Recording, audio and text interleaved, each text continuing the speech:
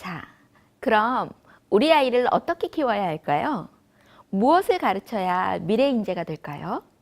학자마다 강사마다 여러 의견들이 있지만 모두가 공통적으로 꼽는 두 가지가 있습니다. 바로 창의성과 협업 능력입니다. 다른 사람과 다르게 생각하는 창의성, 그러면서도 여러 사람과 의견을 잘 조율하며 협력할 수 있는 능력, 바로 협업 능력입니다. 먼저 창의성에 대해 생각해 보겠습니다. 미국에 옷 사진이 전혀 없는 스티치픽스라는 의류 쇼핑몰이 생겼다. 또는 실리콘밸리 사람들이 창업한 줌피자는 주문과 동시에 차량이 이동하며 피자를 굽는 시스템을 개발했다. 이런 기사들 많이 접하셨죠? 불편하고 번거로운 일들을 해결하기 위해 다른 길을 꿈꾸는 것이 창의성의 시작인데요. 창의성은 외국에만, 인터넷 기반 회사에만 필요할까요? 얼마 전 서울시에서는 성매매 전화 근절 대책을 발표했습니다. 대포폰을 사용하고 인터넷 전화라서 주소지가 분명하지 않고 여러 가지 이유에서 성매매 전화를 퇴치하는 것이 늘 골칫거리였는데요. 직원 한 분이 아주 기발한 아이디어를 냅니다. 성매매 전화번호가 보이면 거기다가 3초마다 전화를 거는 거예요. 그래서 그런 시스템을 만들어 놓으면 시스템에서 3초마다 전화를 걸면 실제 이용을 원하는 소비자가 전화를 걸 때 늘 통화 중이 돼서 사실 먹통으로 만들어 버린다는 신종 전화 공격법입니다. 전화를 끊고 수신 거부를 해도 기계가 3초마다 다른 번호로 끊임없이 전화를 겁니다. 창의성을 가진 직원 덕분에 골치 아픈 문제가 해결되었죠. 동작구의 한 동사무소에서는 3년 전 늦봄 체육대회 후 필요 없어진 그늘막을 어떻게 쓸까 생각하다가 버스 정류장에 설치하자고 한 직원이 건의했습니다. 햇볕이 막 따갑잖아요. 그래서 이 아이디어를 냈는데 이 아이디어는 이제 대부분의 지자체에서 계절마다 시행하는 사업이 되었죠. 지금 우리 현실에서도 창의성은 매우 유용하고도 값지게 활용되고 있습니다. 이런 창의성이 일할 때만 필요할까요? 아니요. 일상에서도요. 같은 말도 어떻게 하면 기분 좋게 전달할 수 있을지, 같은 값으로 어떤 선물을 하면 더 많은 행복을 줄 수 있을지, 갈등을 조정할 때, 설득이 필요할 때, 창의성이 필요한 순간은 일상의 거의 매 순간입니다. 그럼 어떻게 창의성을 키울까 궁금하시죠? 창의성에 관한 내용도 워낙 방대하지만 간단히 짚어보면 첫째, 창의성은 행복한 경험을 할 때 발달합니다. 아이 스스로 기분 좋아, 행복해 라고 느끼는 삶을 살아야 합니다. 엄마가 몇 번을 말했는데 아빠 말 들었어 못 들었어? 이런 이야기를 많이 듣는 아이들이 창의성이 발달하기는 좀 어렵다는 거죠. 꾸짖지 말라는 것이 아니라 꾸짖음 당하는 순간보다 행복한 순간이 많은 아이로 키워주세요. 두 번째는 새로운 정보를 만날 때 창의성이 발달합니다.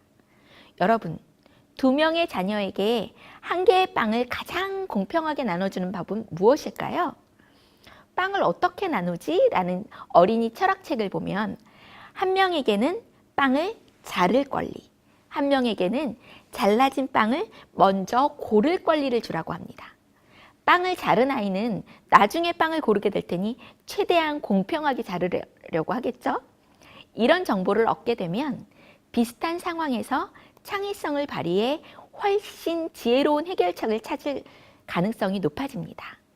책이나 음악, 영화, 예술, 외국을 포함한 다양한 장소, 다양한 사람, 다양한 정보를 만나 새로운 경험들을 얻게 되면 창의성 발달에 매우 도움이 됩니다.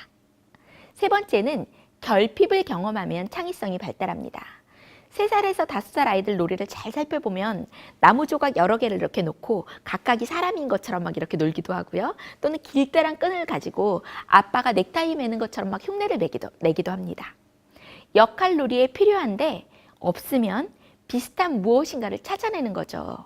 불편하고 부족한 순간에 임기응변을 통해 우리의 창의성이 발달합니다. 그러니까 자녀들에게 너무 많은 장난감, 부족함이 없는 환경을 제공하는 것이 꼭 좋은 양육이라고 할 수 없을 겁니다. 마지막으로 창의성이 발달하는 순간은 어려운 순간을 만났을 때입니다. 한 번은 제가 다니던 직장이 갑자기 폐업되는 상황을 만난 적이 있어요.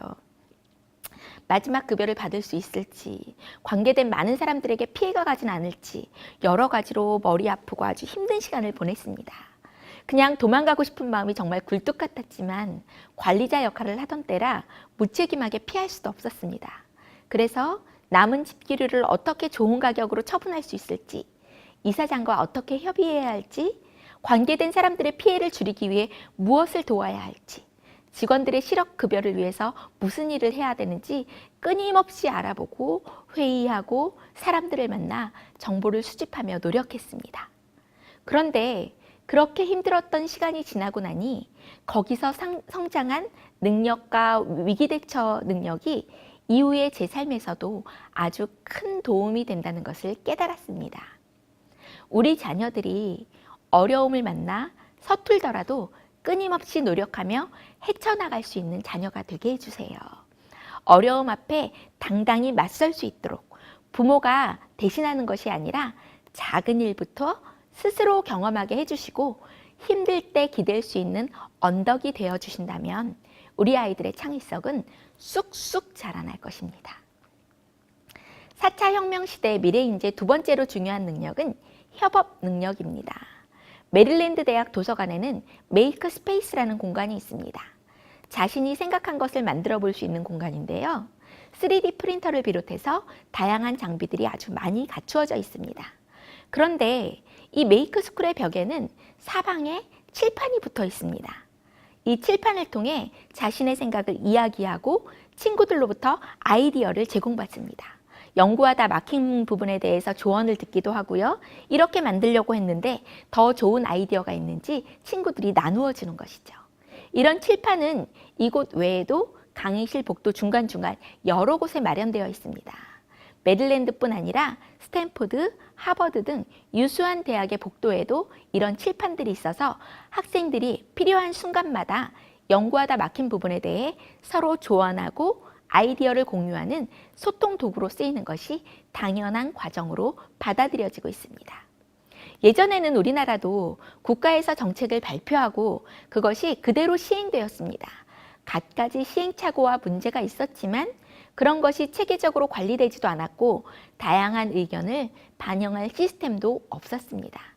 그러나 네트워크가 발전하며 공식적인 공청회 외에도 청원, 게시판, 댓글 등을 통해 수많은 사람들이 아이디어를 보태고 보강합니다. 그리고 이렇게 하면 정책의 수준이 한결 높아지게 되죠. 아무리 뛰어난 사람들이라도 소수가 다양한 많은 사람들의 집단 지성 수준을 넘기 힘든 것이죠. 제가 물병 2개를 가지고 왔어요. 자, 이 물병을 제 앞에 있는 사람과 하나씩 나눕니다. 그러면 물건이 몇 개가 될까요? 각자 물병을 1개씩 가지게 됩니다. 그런데 아이디어는 어떨까요? 제가 만약 앞에 앉은 분과 아이디어를 가지고 서로 나누면 우리는 각자 2개씩의 아이디어를 가지게 됩니다. 이것이 바로 협업의 힘입니다. 우리 자녀들이 다른 사람과 어우러져서 겸손하게 들을 줄 알고 의견을 조율할 줄 알며 필요한 부분에 서로 협력할 수 있는 인재로 키워주세요. 인성이 중요하고 도덕성이 필요한 이유입니다. 성경은 형제가 연합하여 동거함이 어찌 그리 선하고 아름다운고라고 말합니다. 하나님께서 우리를 함께하는 존재로 만들어 주셨습니다. 우리 아이들에게 가장 먼저 인성과 도덕성이 바탕으로 자리 잡지 못한다면 똑똑하지만 쓸모없는, 쓰일 곳 없는 인재가 됩니다. 자녀를 위한다고 이기적으로 키우지 말고 결국 그것이 자녀의 행복이 될 수 없다는 사실을 깨달아야 합니다.